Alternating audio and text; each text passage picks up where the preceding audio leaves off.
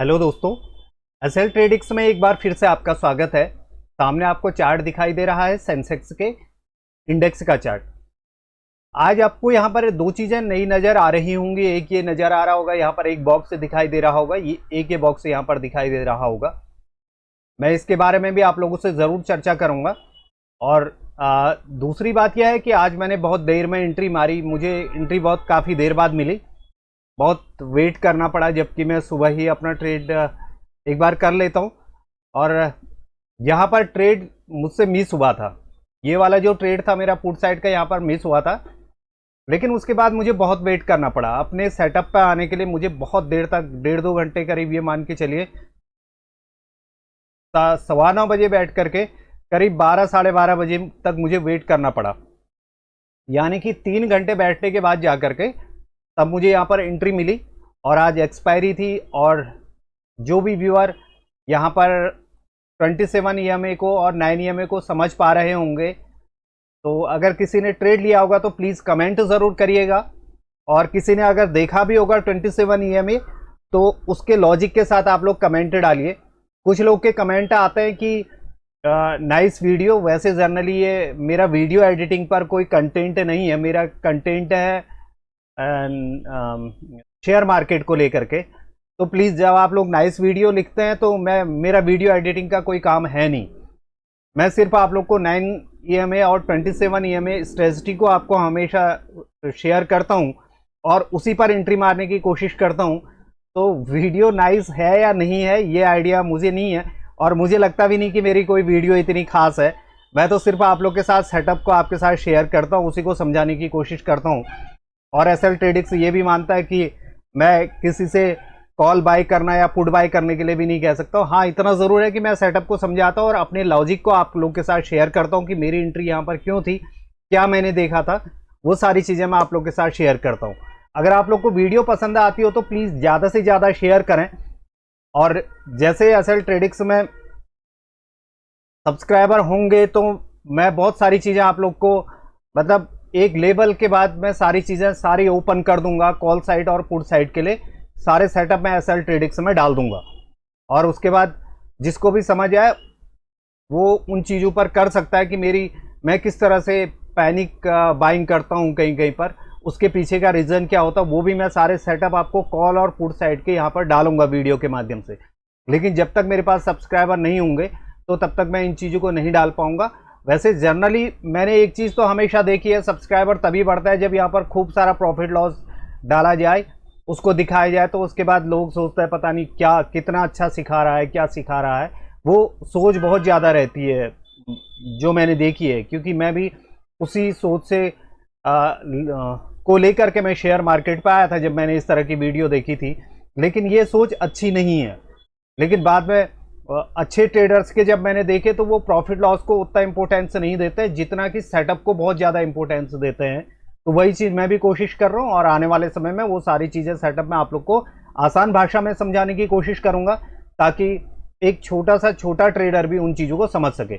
अब मैं ये बॉक्स की बात करता हूँ, और साथ ही आपको ये चार्ट पे यहाँ पर इस साइड को 81,000 की पुट का चार्ट आपको दिखाई दे रहा है ऊपर ब्लू बॉक्स में। नीचे ब्लू बॉक्स में दिखाई दे रहा है आपको 80,800 की पुट कॉल का चार्ट आपको दिखाई दे रहा है, और लेफ्ट हैंड साइड को आपका इंडेक्स का चार्ट दिखाई दे रहा है। अब यहाँ पर आप एक चीज समझिएगा, एक कल मेरे पास कमेंट आया था तो मैंने उस पर लिखा भी था, वो चीज है कि सेटअप वही होता है, सेटअप कोई अलग नहीं होता। नंबर एक तो हमारी ऑब्जर्वेशन कैसी है, हम लोग क्या देख पा रहे हैं, सेटअप वही है। 27 ईएमए के नीचे मुझे पुट साइड की ऑप्शन चार्ट को देखना है कि वहां पर वो किस तरह की मोमेंटम कर रहा है, और नीचे कोई लो है या नहीं है, वो सारी चीजें देखनी है कि वहां पर फास्ट मोमेंटम आने की संभावना बढ़ जाती है। और मार्केट को अगर by chance market put side को गया हुआ है तो मुझे कॉल साइड को तभी जाना है जब मार्केट 27 ईएमए के ऊपर आ जाता है, और वहां पर कुछ इस तरह का प्राइस एक्शन बनना शुरू हो जाता है। और वो चीज़ें धीरे धीरे जब आप लोग प्रैक्टिस करेंगे, डिसिप्लिन के साथ करेंगे, तो आपको समझ में आएंगे कि हाँ यहाँ पर क्या हो रहा है। अब यहाँ पर जो चीज़ कल पुट साइड को हुई थी, अगर आपको ये एरिया ये बॉक्स में दिखाई दे रहा है और साफ दिखाई दे रहा है, जो लोग 9 ईएमए और 27 ईएमए को समझ पा रहे होंगे उनको कल यही चीज पुट साइड को मिली थी आज इसी बॉक्स में वही चीज आपको कॉल साइड को मिली है। आपको इस बात मतलब जो लोग 9 EMA और 27 EMA को समझ रहे हैं उनको ये चीजें दिखाई दे रही होंगी इस वाली एरिया पर। और मैं सुबह जब ये वाली एंट्री को मिस किया हूं, अगर मैंने ये वाली एंट्री मार ली होती तो मुझे इतना वेट नहीं करना पड़ता। और मेरा सीधा सा रूल यही है, एक बार एंट्री होगी, मुझे प्रॉफिट हो गया, उसके बाद मैं टर्मिनल से बाहर चला जाऊंगा। टर्मिनल मैं किल स्विच मारता हूं, मुझे पता है कि आज मुझे प्रॉफिट हो गया है, तो अब मैं क्यों जबरदस्ती मार्केट को जबरदस्ती पैसा लगाए बैठा हूं। डिसिप्लिन के साथ मैं यहां पर प्रॉफिट कमाने आया था, मुझे प्रॉफिट मिल गया, चाहे वो 30 रुपया मिला, 40 रुपया मिला, 50 रुपया मिला या 100 रुपया मिला, एक मोमेंटम जो मुझे मिली वो मुझे मिल गई, तो मैं जबरदस्ती मार्केट को क्यों पैसा देने में लगाऊं। और इससे यह होगा कि आपका माइंड सेट भी खराब होगा। अब मैं सीधे बात करता हूं कि मेरा सेटअप सुबह कैसे था। यहां पे सुबह देखिएगा, एक चीज सुबह बहुत मिस किया मैंने उस चीज को कि मैंने, अगर आप देखेंगे ना, मार्केट में एक्चुअल बाइंग स्टार्ट हुई है यहां पर से। यहां पर मुझे दिख भी रहा था कि ये कल जब तक मार्केट यहां पे पास आकर के इसको ब्रेक करना शुरू नहीं करेगा तब तक मुझे कॉल साइड को नहीं जाना है। और लेकिन मैं यहां पर एक एंट्री पहले से ऑर्डर लगाना भूल गया था। अगर मैंने इस एरिया पर ऑर्डर लगा दिया होता तो मैं सुबह ही प्रॉफिट पे आ गया होता। शायद या तो मैं यहां पर या इस वाली कैंडल पे मैं बाहर आ गया होता। इसका मैं वेट भी नहीं करता, इससे मुझे कोई मतलब नहीं है। और दूसरा सेटअप बना था इस वाली एरिया पर, ये कॉल साइड को यहां पर मैंने सोचा था कि मार्केट डेली ट्रेंड पे नीचे है, तो अभी पहली डिप आई हुई है, तो इससे अच्छा यह है कि यहां पर अभी मैं कॉल नहीं लेता हूं। तो मैंने यहां पर वेट किया, नहीं तो मैं यहां पर एक एंट्री बना लेता इस वाली कैंडल पे। यहां पर इस एरिया पर मैं जरूर एंट्री मारता, क्योंकि मुझे सेटअप यहां पर दिख रहा था। मैं इस सेटअप की भी आप लोगों से बात करूंगा, इस तरह के वीडियो भी डालूंगा कि मतलब मैं क्यों यहां पर लेता हूं, क्या मैं देखता हूं ऐसा। तो वो चीज़ भी ज़रूर आप लोग को आने वाले समय में इस तरह की वीडियो डालूंगा, ताकि आप लोग को सारे सेटअप समझ में आए। मैंने आपको बार बार बोला हुआ है कि सेटअप सिर्फ 3 है, हमेशा याद रखिएगा।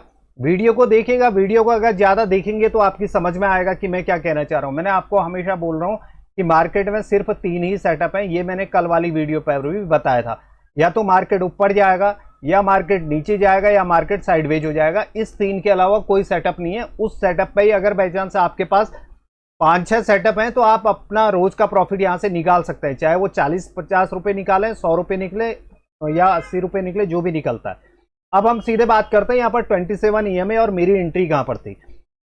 मैंने आपको हमेशा बोलता हूं कि मैं 27 EMA के ऊपर एक बार हाई लगने देता हूं। तो यहां पर अगर देखेंगे तो यहां पर मार्केट पूरी तरह से, मार्केट ने सारा जो भी पुट को बाय करके ले गए थे, अगर उन्होंने प्रॉफिट बुक नहीं किया तो यहां पर सारा, यहां पर पुट बायर भाग चुका था इस वाली एरिया तक, ठीक है। पुट बायर उसके बाद यहां पर से कोशिश करता है फिर से नीचे आने की। अब मेरे लिए क्या सेटअप था कि मार्केट जो है 27 EMA के ऊपर आ चुका है, तो यानी कि अब यहां पर जो ऑप्शन बायर है वो भी क्या है कि ज्यादा अब यहां पर अग्रेसिव होने लगा हुआ है। यहां पर ये मेरा रेजिस्टेंस था, और दूसरा रेजिस्टेंस था मेरा ये वाला एरिया 81,000 का। अगर मुझे यहां पर कोई चीज मिलती है, यहां पर मेरा सेटअप मुझे मिलता है कहीं पर, तो मेरे पास पहला टारगेट था 81,000 का, क्योंकि ये एक साइकोलॉजिकल लेवल भी था, और साइकोलॉजिकल लेवल के अलावा यहां पर मेरे लिए कुछ नहीं था। एक रेजिस्टेंस था, रेजिस्टेंस के बाद अगला रेजिस्टेंस जो कल यहां से मार्केट नीचे गिरा हुआ है, जहां पर 27 EMA एक्टिवेट होना शुरू हुआ और यहां से गिरना शुरू हुआ, तो एक रेजिस्टेंस मुझे यहां पर दिखाई दे रहा था, उसके बाद अगला रेजिस्टेंस मुझे यहां पर दिखाई दे रहा था। बहरहाल मेरा टारगेट यहां पर नहीं था, 81,200 मेरा टारगेट नहीं था। मेरा टारगेट था 81,000, उसके अलावा मेरा टारगेट नहीं था कि यहां पर जो मोमेंटम मुझे मिल जाएगी मैं उससे बाहर आ जाऊंगा। अब बात करते हैं यहां पर हो क्या रहा है। यहां पर अगर आप देखेंगे इस वाली एरिया पर, यहां पर फिर से पुट बायर एक्टिवेट होता है और सेलर एक्टिवेट होता है, वो मार्केट को नीचे लाने की कोशिश करता है। वो कोशिश करने के बाद यहां पर मुझे सबसे ज्यादा मतलब एक सोचना यह पड़ता है कि जब 9 EMA और 27 EMA पैरेलल हो जाती है इंडेक्स में, तो ये एक साइडवेज का मतलब ये साइडवेज का मामला है। यहां पर सतर्कता बरतनी होती है कि मुझे कहां पर एंट्री लेनी है, किस कैंडल पे लेनी है, वो सोचना पड़ता है मुझे। यहां पर एग्जैक्ट मुझे इस वाली कैंडल ने मुझे एंट्री दे दी, वो सारी चीजें मुझे यहां पर दिख रही हैं। क्यों?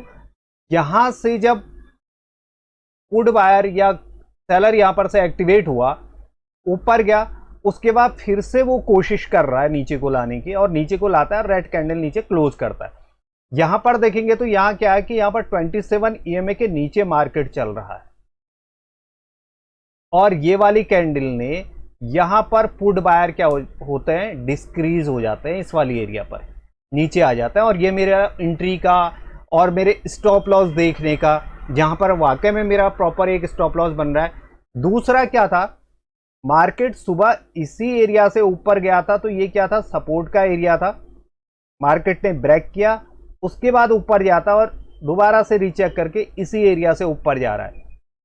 मेरा सेटअप भी है, सब कुछ, मुझे स्टॉप लॉस भी मुझे दिख रहा है, यहां पर सपोर्ट भी दिख रहा है। तो 2-3 चीजें कंफर्मेशन मेरी पूरी थी कि यहां पर मैं एक एंट्री मार सकता हूं। लेकिन मेरा टारगेट क्या था? टारगेट मेरा यह था कि अगर ये ब्रेक होगा तो मैं सिर्फ 81,000 के लिए यहां पर जाऊंगा, या तो 81,000 सीधे टूट जाए अच्छी कैंडल के साथ, यहां पर सीधे टूट जाता। अगर लंबी कैंडल के साथ टूट जाता तो शायद मैं फिर होल्ड भी करता, लेकिन मैंने होल्ड यहां पर नहीं किया।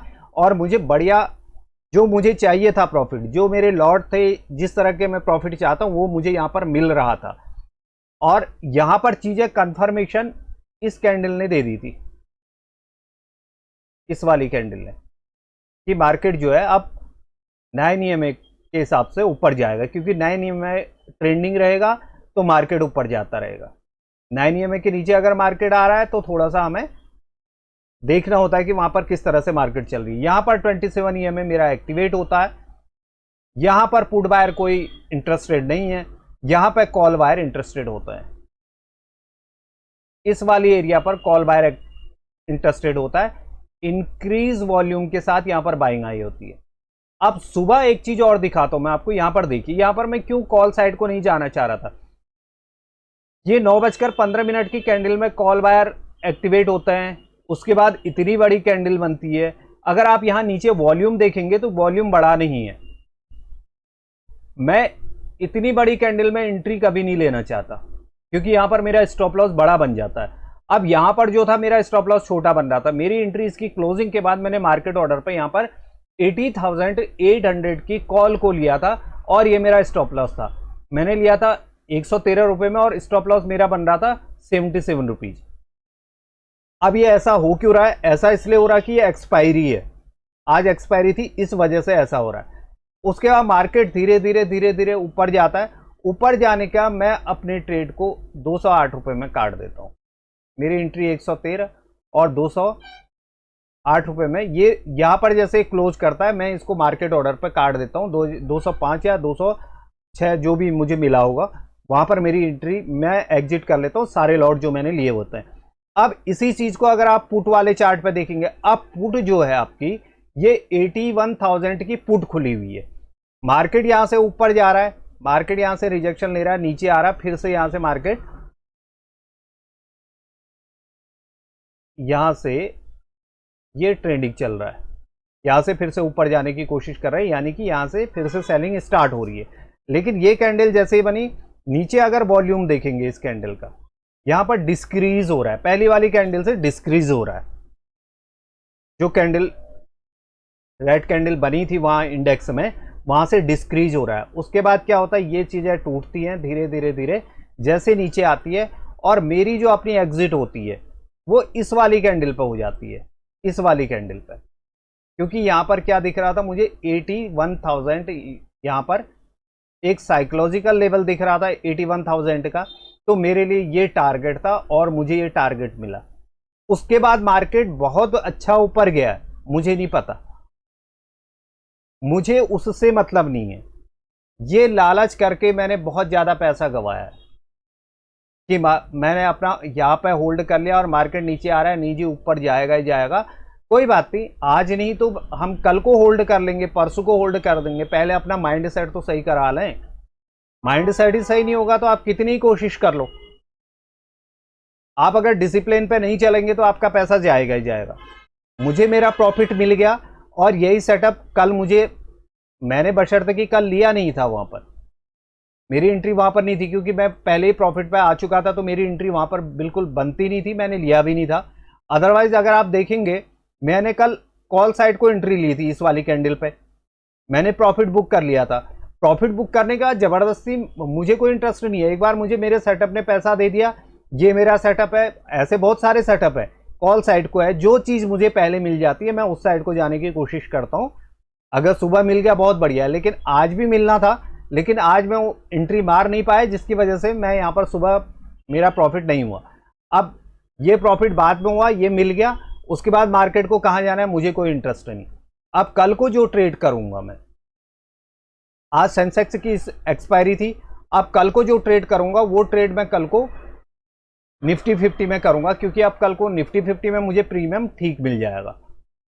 वहां पर कोई ऐसा प्रीमियम भी सही मिलेगा, क्योंकि परसों को उसकी एक्सपायरी है। तो उसमें जैसे अगर आप कल को सेंसेक्स पे लेंगे तो सेंसेक्स में चीज़ें थोड़ा सा कल प्रीमियम भी ज़्यादा होता है। लेकिन निफ्टी 50 में एक ही प्रॉब्लम ये होती है कि वो मुझे बहुत परेशान करता है, मुझे बहुत ज़्यादा प्रॉफिट नहीं होता है। अगर मैं अब मेरा माइंड सेट यह होता जा रहा है कि अगर बाई चांस मैं उसमें से 5 या 10 पॉइंट भी अगर मैं बुक कर लूँ निफ्टी में, तो मैं उतने में ही सेटिस्फाई हूँ, मुझे उस पर मोमेंटम बहुत ज़्यादा मिलती नहीं है। इसमें कम से कम एक ही मोमेंटम 50-100 रुपये की तो मिल जाती है सेंसेक्स में, लेकिन निफ्टी 50 में पता नहीं कितना वेट करना पड़ता है। अगर आप लोग को 27 EMA समझ में आ रहा हो, या आप लोगों ने किसी ने भी ट्रेड किया हो, तो कमेंट करिएगा।